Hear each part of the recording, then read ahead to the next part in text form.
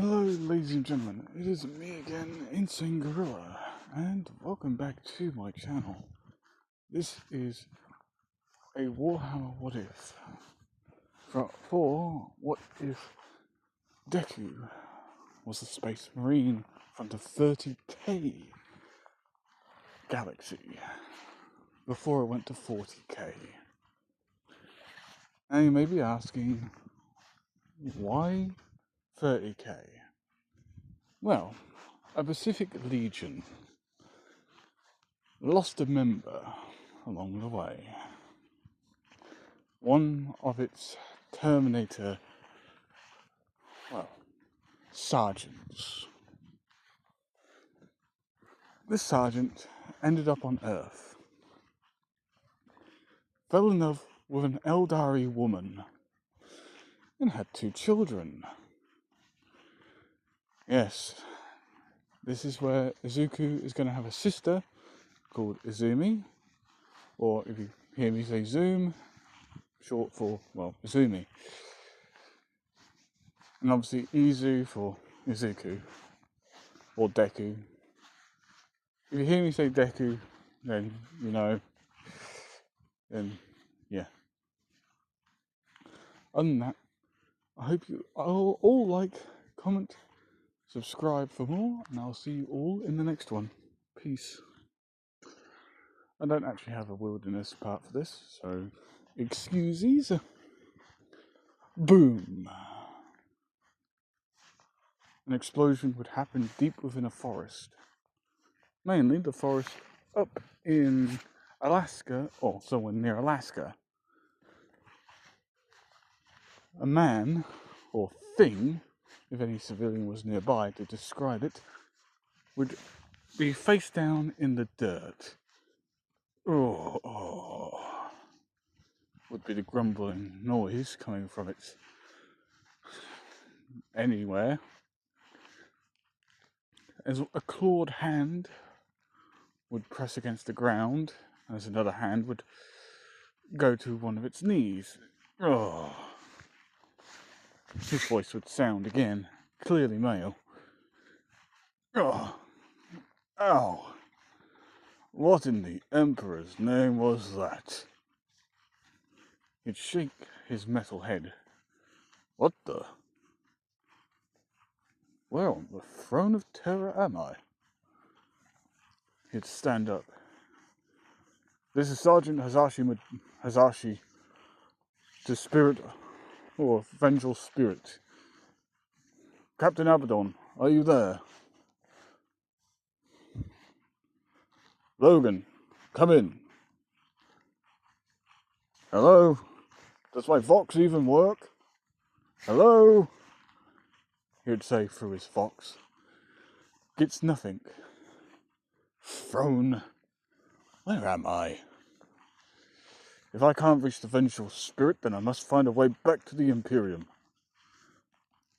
Oh! First, I better see what the hell happened to my leg. Oh. By everything the throne does, of course my leg... Oh. By the throne of everything holy, are you serious? Where's a Mechanicus when you need them?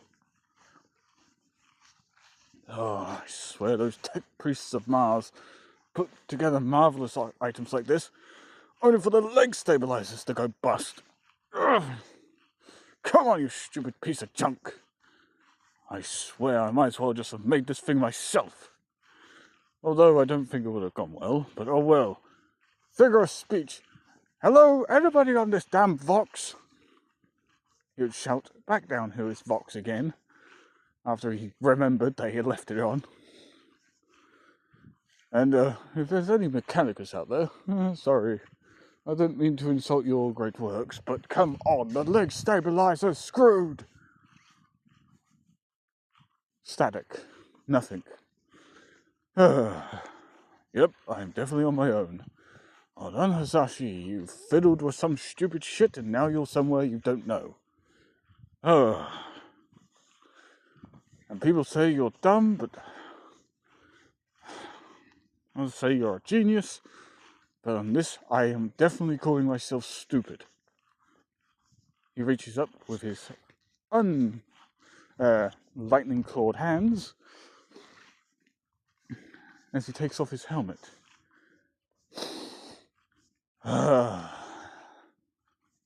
Well, the air is surprisingly very, very clean. Interesting. Can't be worse than Assyria. I believe that's the Horace Lupercal's homeworld, Assyria. If I'm wrong, some lore fanatic, please tell me. Hasashi finally gets up, limps with his busted leg.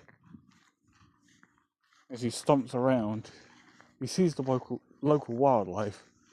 A few deer with antlers. The heck? I haven't seen a creature like that before.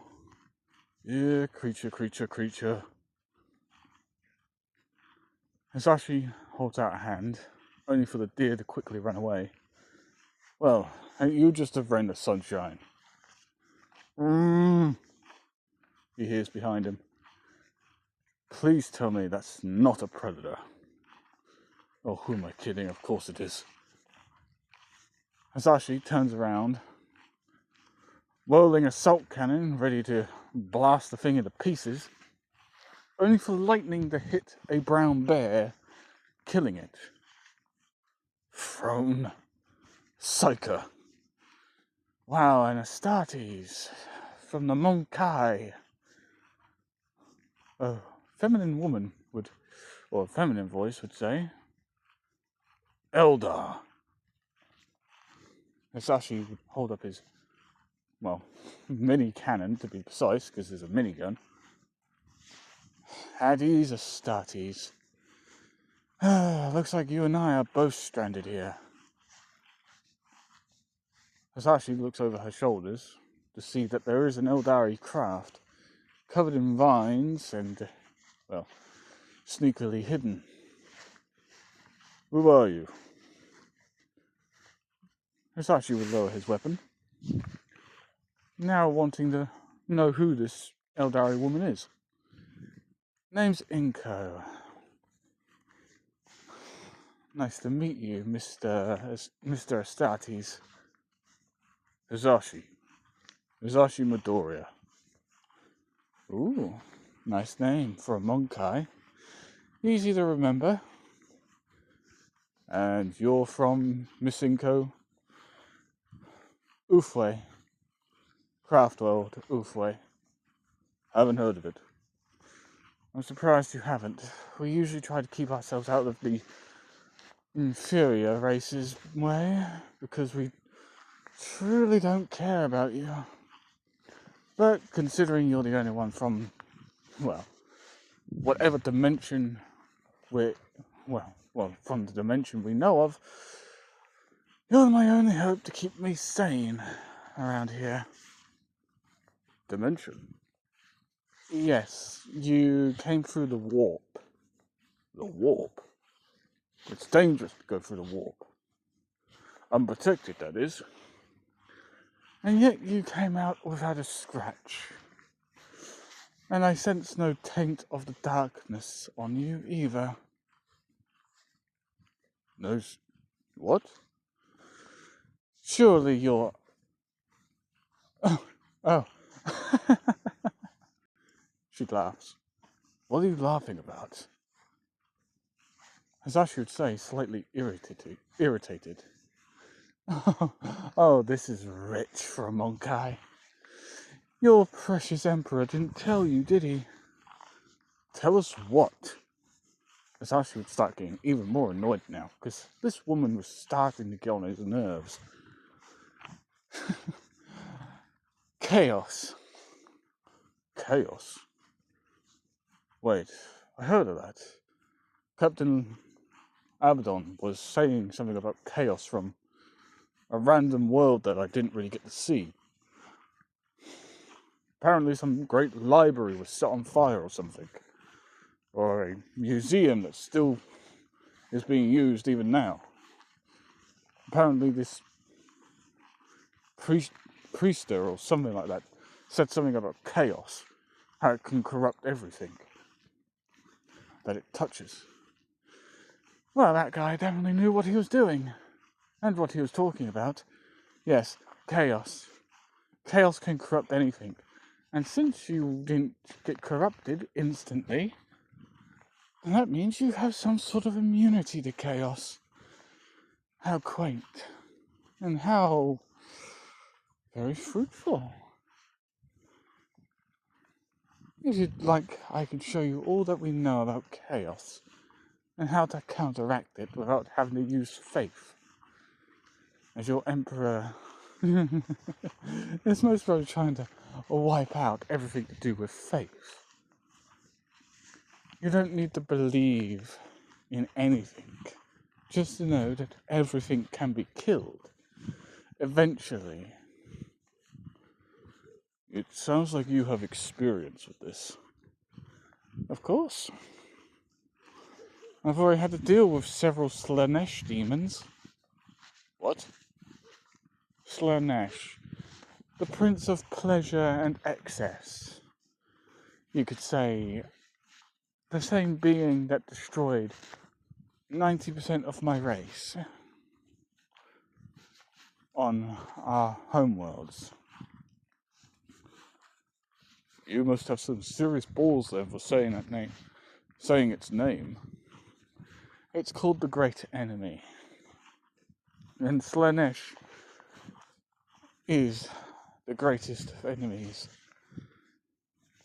You have to resist all of its temptations, its art forms, all chaos gods, which are only four, believe that they are the most superior beings out there. Now humanity's turn to join them, because humanity will destroy chaos. Humanity can't destroy shit. It destroys itself and everything else. Your emperor has been destroying the most peaceful race, all the peaceful races, and leaving the door wide open for chaos. He certainly doesn't tell you anything, does he? Listen, Eldar scum, if you've got something bad to say about my emperor, then Please. Did the emperor ever tell you that he used to work closely with the Eldar? Sure, he wore a veil, but everybody in the Eldar race could see right through that stupid veil. We could all see him. The human thought he was so clever. For a perpetual, that is. A perpetual? He's virtually immortal. He can only die if you give or make something specific to deal with perpetuals. Trust me. A perpetual is always a nightmare to deal with. Now come. Let me get you into my ship. That way I can get you out of that bulky armor so you're not banging around making a loud cluttering noise. The local human population doesn't need to know about us yet. Or, hell, ever. So, Hizashi, annoyingly, and more pissed than anything else, follows this Inko Eldar from Ufway, from the craft world Ufway, as he bangs around Inko's size. Sometimes you Monkai are so loud, even a toddler can look at you saying, the fuck, even I can go silent, more silent than that. That's what makes the Raven Guard of yours so terrifying. Especially Korvax. Oh, he was a scary one. Especially when he put on that power armor and somehow managed to vanish with it. That's Korvax for you. One of the most fearsome Primarchs I know of. I actually had the honour of fighting alongside his legion. Or the small group of it, that is. Scary bunch, but they know what they're doing. You Monkai are so easy to impress.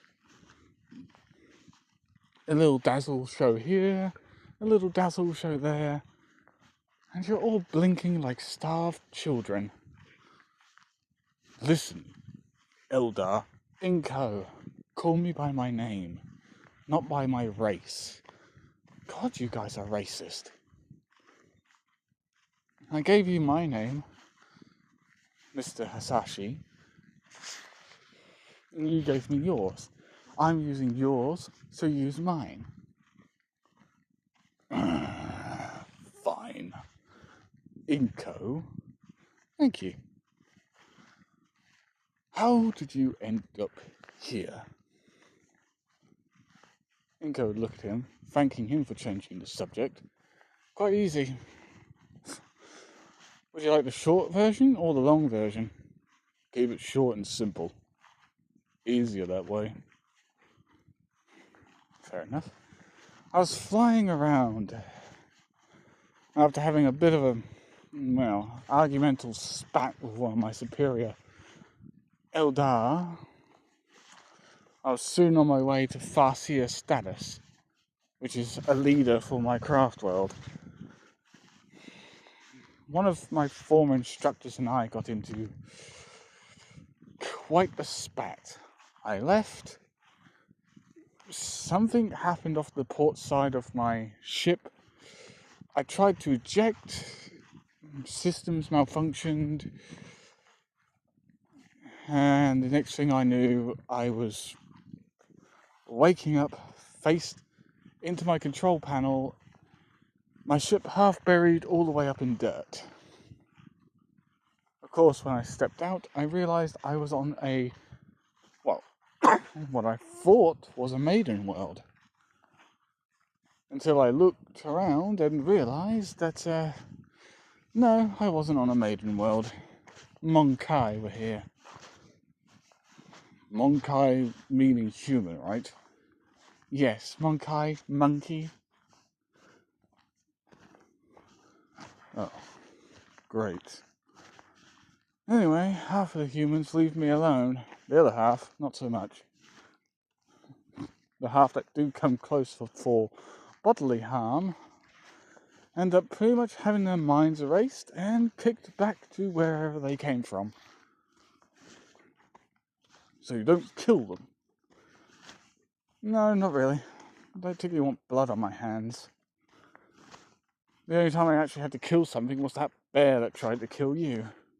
Not that the bear would even get past that damn armor. Here, sit down. I'll help take it off. I prefer one of your little soothsayers with the red robes, they ain't here.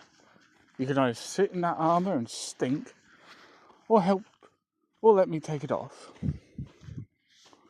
Either or, Mr. Hasashi, you're seriously not in the right place to start drawing demands.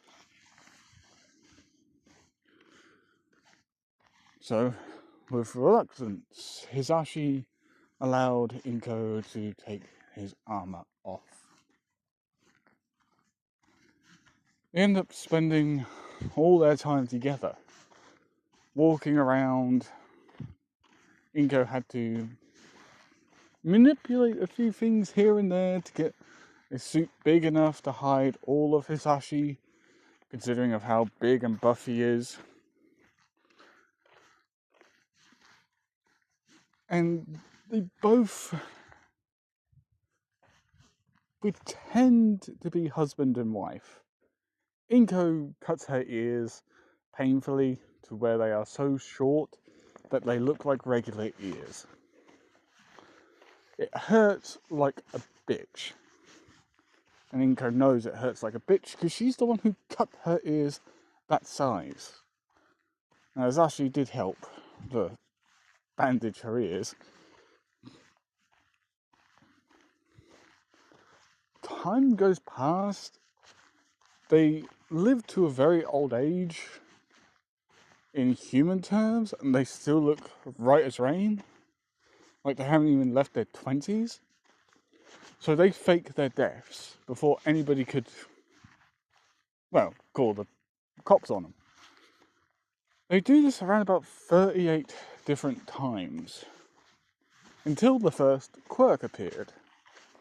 Of course, Hisashi mellowing out, not hating aliens anymore, considering he spent so long with Inko. And this is over a span of when the quirks come to pass. And when they do, both of them shrug. They can now pass off any weirdness, like children of their own, which Inko had discovered that Hisashi's package still somehow works. Even though Space Marines are meant to be unable to use the damn thing, Inko found out that that thing somehow can still work and eject white stuff. Why am I saying this? Inko and Hisashi once or twice managed to get so heavily drunk that they both, well, found a bed and broke not only the bed, but Hisashi nearly broke Inko with A, the girth, and B, the size. Well, the size, length, and, well, the general girth of his very hard and very proud manhood. And this was like after a couple of years after they found out that quirks were now becoming a thing. And, well, when Inko was not drunk one night, that she felt as if she was becoming more and more freely open with her body with Hisashi, she decided that she wanted to know if that thing could still work. So she, did a few things, and yeah, it worked. Hisashi kind of looked at his own ding dong, wondering why would his happy manhood somehow manage to, well, release the thing that could make children. Inko, being Inko, a brilliant psyker, strong because she was almost becoming a farseer, does a full body scan with her warp power, and she realizes something. Hisashi's body is not only no longer filled with the biomechanics of becoming a Space Marine, the Space Marine bio areas are now fused to him like they were part of him from day one. So that means his knob still works. That was surprising. And what was also surprising, 2 weeks later, Inko was throwing up. Now, we all know it's either one or two things. One, Inko's eaten something and it's coming back up, or she's, well, no, one of three things. Too much stress, so her body's throwing everything up to try and relieve the stress. B, she's actually eaten something that really, really disagreed with her stomach. Or C, she's pregnant. Now, Inko went through several of those scenarios. She knows she wasn't stressed, even though she works in a hospital, so she wasn't stressed. She knows Hisashi isn't cheating on her. For starters, they ain't even married yet, although he had popped the question, she has said yes. B, like I said, she knows she hasn't eaten anything, like to make her stomach do flip-flops. So that only leaves the third and final option. She goes, after spending 2 hours in the bathroom, throwing up her guts into the bathroom toilet. She gets a pregnancy test. She uses it. 2 hours later, positive. She's pregnant. Now, this is amazing for Inko. She always wanted to be a mother. So seeing that she's now, carrying babies, she screamed. Hasashi, who had just walked in from his own business fair, because he was setting up his own business, ran to the bathroom, busted down the door, breaking it, because remember, he's still got the Astartes genes. He charged in and shouted, "Inko, what's wrong?" She honestly looks at Hasashi and just screams happily, "I'm pregnant." Hasashi only does the one thing an Astartes always does. Not do. Faint. And the explosion from his back hitting the floor was enough to rock the entire apartment complex. So of course, people rushed to the floor, wondering what the fuck happened. All they could see was a happy Inko laughing at her husband, her fiance's reaction to her telling him that she is pregnant. Everybody asks, what the fuck happened? Why the hell is Hasashi on the floor, smiling like a complete goofball? Inko, with tears in her eyes because she was laughing so hard, she was actually brought the tears, just says, "I just told him I'm pregnant." That's why he fainted to the floor. He was in shock. So, the obvious congratulations were in order. Inko loved it. Hasashi was nervous as fuck. But he generally was happy about it. He was looking forward to it. If the Imperium ever found out, the child would most probably either be hailed as the biggest abomination or looked at like it was a science experiment gone wrong. Yeah, he kind of realized that the Imperium's not going to like him. So he says, "Fuck the Imperium, staying with family. The Emperor can go and suck on my functioning cock." And with that firmly said, Hasashi sits down and tells his wife, after everybody's gone of course, he's staying with her. If they ever find a way back to the Imperium, or to their galaxy, he wouldn't even want to go. He wants to stay right here, on this planet, where there's no war, no nothing. He can just sit here with his wife, watch their children grow up, and bada bing, bada boom, he would just be a happy camper. Inko just smiles, snuggles up to him and says, "You're a big softie." And Hasashi was not going to deny that.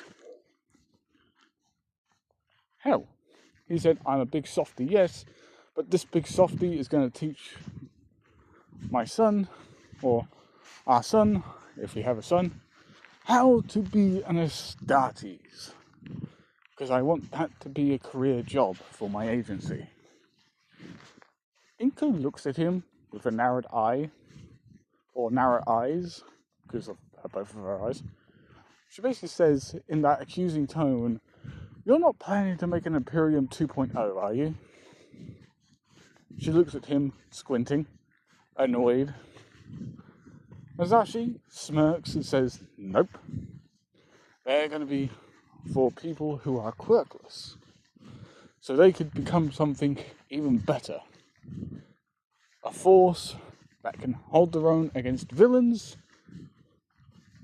and deliver one hell of a smackdown before the heroes can even arrive.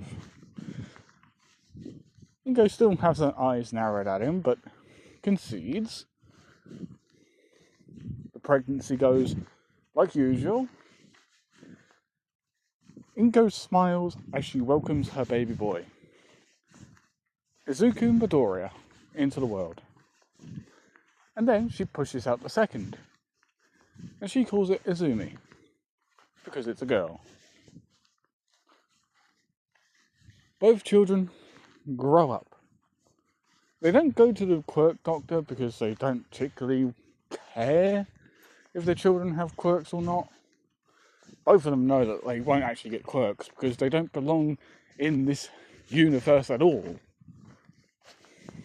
So they know they ain't getting quirks anytime soon. And with that all being said and done, well, Hisashi just smiles and has his life. But one day, when Izuku was 10, Izuku was starting to complain about stomach pains. Chest and heart pains too. Hisashi put Izuku in bed, knowing that it's possible that his son's got organ problems. So he's expecting the worst. And he said he's taking him to the hospital tomorrow. Izuku just nods and says, "Thanks, Dad," as he drifts off to sleep due to the pain. But Hisashi was just feeling off himself. He felt like something was happening to the rest of the Legion. He couldn't explain what was going on, but something was happening. Once or twice, him and his wife had found abandoned Lunar Wolf armor just randomly scattered throughout the forest sometimes, because they lived near the forest where they first appeared in America. And this is like a few months after Izuku and Izumi were born. And with Hisashi finding this full set of tactical armor, he was wondering, what is happening to the Legion? How's a full set of tactical armor with not even a scratch on it?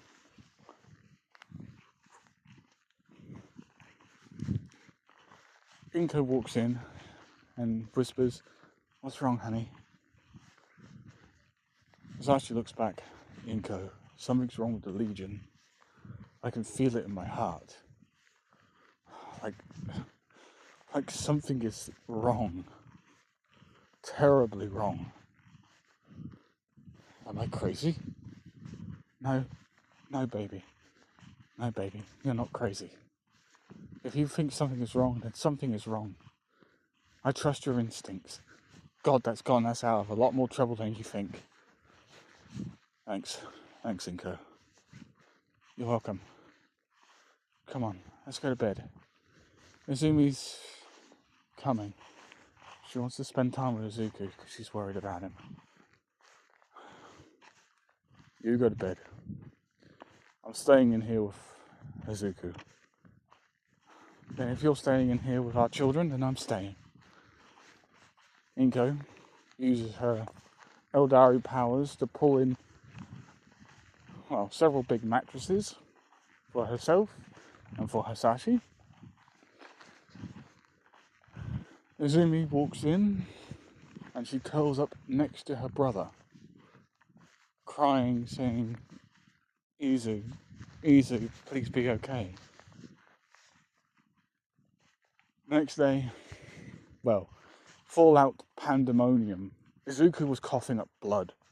Like, seriously, he was crying. screaming, saying it hurts so much.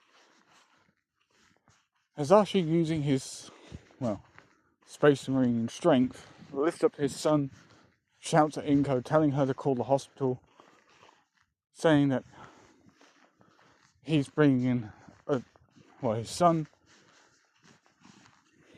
Inko doesn't even hesitate. She was already doing that. And Hasashi was just, regardless of what people saw him in, he was just in sweatpants. And he was booking it so much, he was leaving craters in the ground of his bare feet. There were even a few nails in the ground, and they got bent in odd angles. When Hasashi got to the hospital, there was already a room getting set up for him. Hell, the police were following him because of public indecency. And when Hasashi just barged into the hospital screaming, I need a medical bed right now. Somebody please help my son. The police were like, oh fuck, he's most probably here for a reason. And he just said his son, so his son's most probably in big trouble. But the police still had a job to do.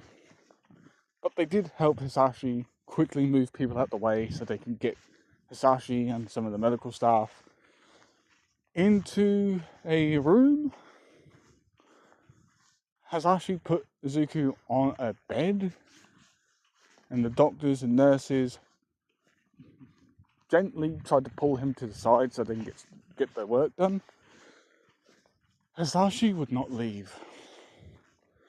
He said he refuses to let the doctors all be around his son without his son knowing that there's a familiar face around. Eventually, even the cops had to get involved, but they couldn't move Hasashi to begin with. Because again, he's still classed as a Space Marine. And so they had to go to the tried and true method of saying, look sir, if you don't come with us now, we'll have to physically remove you from the premises. Hasashi just looks at them with that cold glare, saying, you tried to remove me from my son's side, and I will send you into a hospital bed. I am not in the mood. Hasashi was glaring. And we all know when a parent glares, that's a big problem for the person who has caused the problem. Mainly the little shits called children. But when Inka arrives, she arrives in a fabulous dress. Because Hasashi's business had skyrocketed overnight once or twice. Because he gives the quirkless a job. He's given huge respect from the quirkless population. And mad respect from those who basically think that the quirkless should be protected. And Hasashi's not only giving them work, but he is also giving them safety. Something that nobody thought they would ever see for the quirkless. 1 minute. So yeah, nobody ever thought they'd see that for the quirkless people at all. So the ones who thought the quirkless people needed to be protected, they would freely find any quirkless individual and they would take them straight to Hasashi's agency, which was just called Aspire. But for Inko, she knew damn well what that actually truly meant. It was called Astartes. Just Aspire was her name for the company because she refused, and she basically dragged Hasashi back to the drawing board for the names, saying, I refuse to have your company called Astartes. It will not be called Astartes, it will be called Aspire. And, any married man out there, you know when your wife is not going to let something go because she's going to give you that glare that says, I will not stop until you agree look. And Hisashi, wanting to keep a happy family happy, he freely admits, okay, fine, you win. You win. It's not Astartes, it's Aspire. Inko gives him a triumphant look, saying, well, mentally saying, good, I trained you well on how to keep your mouth shut when I am right about something. And, well, let's just say that Aspire was born and Aspire became the #1 place for quirkless people in America. Soon, his agency expanded.